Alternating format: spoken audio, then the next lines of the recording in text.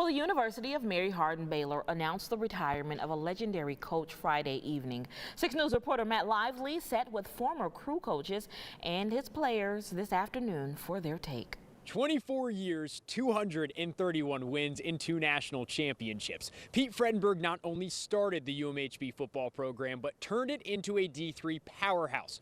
On Friday, he hung him up, retiring and riding out on top. I really think it's God's plan. I think it was a calling. I really and truly do. I think God wanted me here. Less than a month removed from the crew's 2nd national championship, Fredenburg is stepping away. Just going over and talking to 180 kids and telling them I'm not going to be a part of their daily lives anymore. Of course, I'll be around, but it's not the same. He says leaving behind the relationships is the toughest part of this, making hundreds, if not thousands, at UMHB. I'm glad he went out on top, that's for sure. I think that's my biggest thing. I'm sure he wants to go out on top also. But yeah, it was the end of a legendary era. Former crew All-American Jarrell Freeman played in the NFL thanks in part to Coach Fredenburg.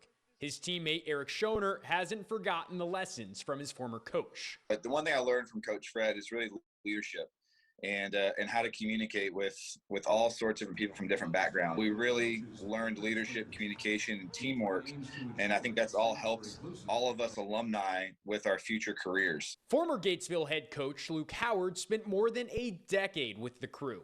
When he got his own gig, he leaned on his former leader. I got the job. He was one of my first phone calls, and I said, "Hey, when can I come sit down with you?"